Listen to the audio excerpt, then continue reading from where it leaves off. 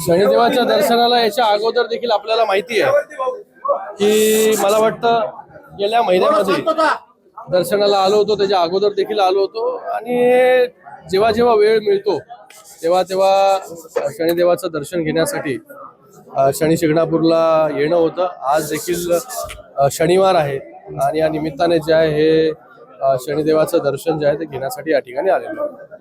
काय साकडं घालतात महाराष्ट्रासाठी बघा, आता लवकरात लवकर जो आहे वरुण राजा प्रसन्न होऊ द्या, लवकरात लवकर जो आहे तो पाऊस जो लांबलेला आहे हा सुरू होऊ द्या आणि बळीराजाला जे आहे हे सुख समाधान जे आहे त्या ठिकाणी मिळू द्या. चर्चा आहे बघा, चर्चेमध्ये पॉलिटिक्समध्ये आहे ना, राजकारणामध्ये जर तर चर्चा जे आहे ह्याला काय अर्थ नसतो. मला वाटतं ओमराजे जे आहे हे शिवसेनेमध्ये जे आहे सहभागी झालेले आहेत, त्यांचं मी स्वागत करतो, त्यांचं धन्यवाद देखील करतो आणि शिवसेनेची ताकद जी आहे ती त्यांच्यामुळे जे आहे ती अजून त्या ठिकाणी वाढलेली आहे. उद्धव ठाकरे कुठेतरी वाशिम मधून उद्धव ठाकरेंनी हल्लाबोल केला. शिवसेना असेल, भाजप असेल, त्यावेळेस बाबरी पाडण्यात आली होती, त्यावेळेस फक्त शिवसेनाच होती. राम मंदिर जे बांधलं गेलं ते शिवसेनेमुळे बांधलं गेलं आणि कुठेतरी आता हे जेवढे आहे ते बाबरीच्या अवनती म्हणजे एकदम खालच्या स्तरावर रामाच्या विरोधामध्ये जाऊन, हिंदुत्वाच्या विरोधामध्ये जाऊन यांनी काँग्रेसचे पाय त्या ठिकाणी पकडले. काँग्रेसचा विरोध जो आहे हा राम मंदिराला होता. त्यांच्या बरोबर जे आहे संगतीने जाऊन बसण्याचं काम जे आहे ते त्या ठिकाणी केलं. बाळासाहेबांचे विचार जे आहे सोडण्याचं काम त्यांनी केलं. बाळासाहेबांच्या विचारांना काळीमा फासण्याचं काम त्यांनी केलं. बाळासाहेब म्हणायचे 370 जे आहे ते हटलं पाहिजे, हे हटवण्याचं काम जे आहे ते एनडीएच्या सरकारने केलं. माननीय नरेंद्र मोदीजींनी त्यांच्या नेतृत्वाखाली झालं. राम मंदिर गेल्या अनेक वर्ष ज्याच्यासाठी संघर्ष सुरू होता, अनेक लोकांनी बलिदान दिलं, ते देखील एनडीए सरकारने केलं, माननीय नरेंद्र मोदीजींच्या नेतृत्वाखाली केलं. आणि हे 2019 मध्ये स्वतःच्या खुर्चीसाठी जे आहे हे कोणाबरोबर जाऊन बसले हा प्रश्न जो आहे स्वतःला विचारला पाहिजे. ज्यांनी राम मंदिराला विरोध केला, ज्यांनी 370 ला विरोध केला, आजही ते 370 ला विरोध जो आहे त्यांचा सुरू आहे. तर ह्या सगळ्या गोष्टी ज्या आहेत, जे तुम्ही हिंदुत्व सोडलं, बाळासाहेबांचे विचार सोडले, सगळ्या गोष्टी सोडल्या, आज जे आहे ते तुम्ही कितीही जे आहे त्याच्यावरती एक्सप्लेनेशन दिलं किंवा लोकांना समजवण्याचा प्रयत्न केला, लोक खूप समजदार आहेत. तुम्ही 2019 मध्ये कुठला आयडियोलॉजी स्वीकारली, कुठली कुठलं धोरण जे आहे ते तुम्ही स्वीकारलं, हे जे आहे लोकांच्या समोर आहे. म्हणून तुम्हाला 2024 मध्ये अशी परिस्थिती जी आहे ती लोकांनी करून ठेवली. जिथे 120 तुम्ही लढले त्याच्यातून 20च जे आहेत आमदार त्या ठिकाणी निवडून आले आणि तुम्हाला जे आहे खासदार जे निवडून आले त्यांना देखील सांभाळता आलं नाही. त्यांना देखील आपुलकीचे 2 बोल जे आहे. बघा, मला वाटतं माणसाला जे आहे ना विश्वास पाहिजे असतो, सपोर्ट पाहिजे असतो, एक मॉरल सपोर्ट जो असतो हा प्रत्येक कार्यकर्ता पदाधिकाऱ्याच्या मागे जो आहे जर उभा राहिला नेता, तर तो आणखीन बळाने त्या ठिकाणी लढतो. कुठल्या नगर परिषदेमध्ये प्रचाराला गेले, कुठल्या जिल्हा परिषद असेल, पंचायत समिती असेल, नगर परिषद असेल, कुठे तुम्ही बघितलंय? आज बाहेर पडताय ते लोकांना गद्दार गद्दार गद्दार. कालपर्यंत तुमच्या बरोबर होते तोपर्यंत चांगले होते. आज स्वतःच्या बलबुत्यावरती जे आहे हे त्या ठिकाणी खासदार जे आहेत त्या ठिकाणी खाली ग्राउंड लेवलला कार्यकर्त्याला सांभाळायचं काम करत. तुम्ही काय करताय? तुम्ही आज जे आहे खासदार जे आहे तुम्हाला सोडून गेल्यानंतर, आमदार सोडून गेल्यानंतर त्यांच्या मतदारसंघात जायचं आणि शिव्या शाप करायच्या द्यायच्या, तेवढंच शिकवलंय का? तुम्ही आत्मपरीक्षण कधी करणार? तुम्हाला कधी कळणार की बाबा तुम्ही कुठे चुकताय करून? का शिंदे साहेबांबरोबर जोडले जात आहेत लोक? का एवढे लोक प्रवेश करतायत? रोज हजारो लोक जे आहे शिवसेनेमध्ये प्रवेश करतायत. जिल्हा प्रमुख, तालुका प्रमुख, एवढे सगळे कार्यकर्ते जे आहेत हे का शिंदे साहेबांवरती विश्वास ठेवतायत? कारण की शिंदे साहेब त्यांच्या अडी अडचणीला जे आहेत हे सुखा दुःखामध्ये जे आहे ते जाऊन जातात. तुम्हाला तर लोकांची एलर्जी आहे म्हणून लोक तुम्हाला सोडून जात आहेत. अशी परिस्थिती आज आहे. आणि आता जे आहे जे खासदार गेले त्यांच्या मतदारसंघामध्ये, मी तर ऐकलं की कुठल्या तरी मंगल कार्यालयामध्ये जे आहे सभा घ्यायला लागली. अशी परिस्थिती जी आहे ती आज या ठिकाणी येऊन थांबलेली आहे.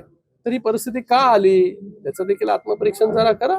श्रीकांत शिंदेना जवळपास 80% कॅबिनेट. अरे बाबा, त्याच्यावरती ऐका, हे सगळ्या न्यूज जे आहे तुम्हीच लोक करता. तुमच्या मधले जे आहे न्यूज इकडून तिकडून कोणाला काय. कोणत्या खात्याचं साखर घातलंय?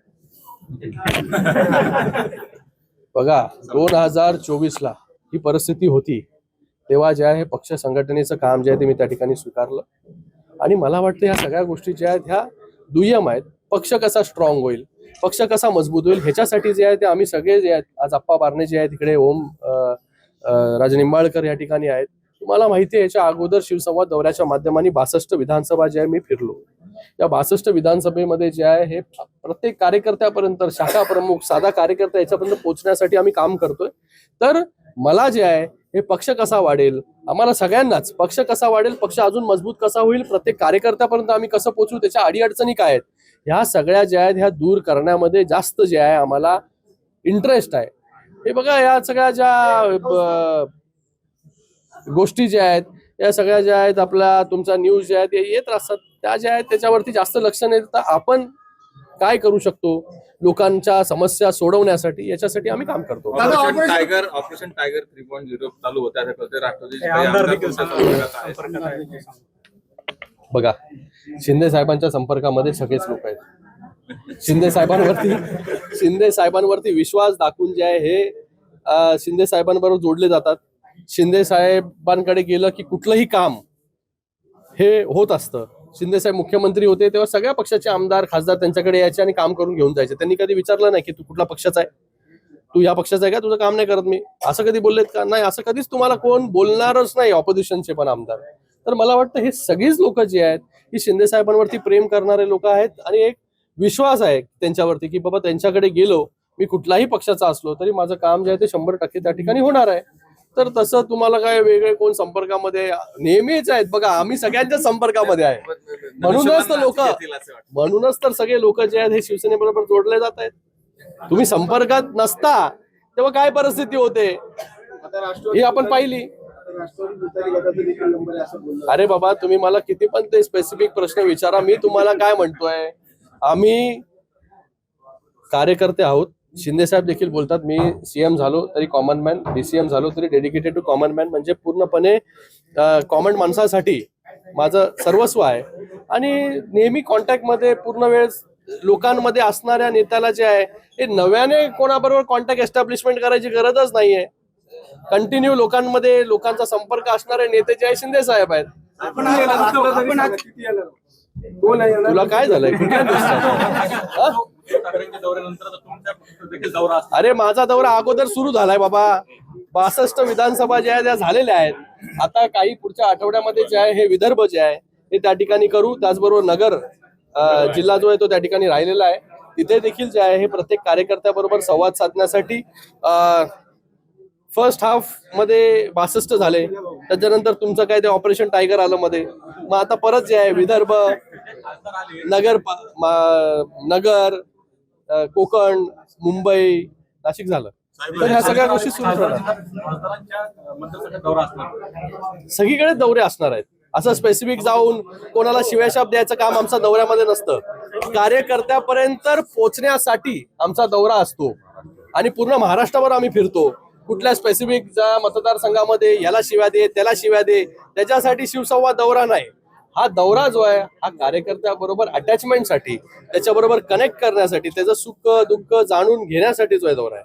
रोहित पवार म्हणाले होते ऑपरेशन टायगर नाही ऑपरेशन बाजार आहे. केंद्रातल्या 2 नेत्यांनी यासाठी सगळं केलेलं आहे. त्यांनी त्यांची क्षमता किती, बोलायचं किती, थोडस म्हणजे तारतम्य बाळगून जे आहे नरेंद्र मोदीजी, अमित शहाजी कुठल्या स्तरातले नेते आहेत आणि आपण कोणावर बोलतो थोडस भान ठेवून.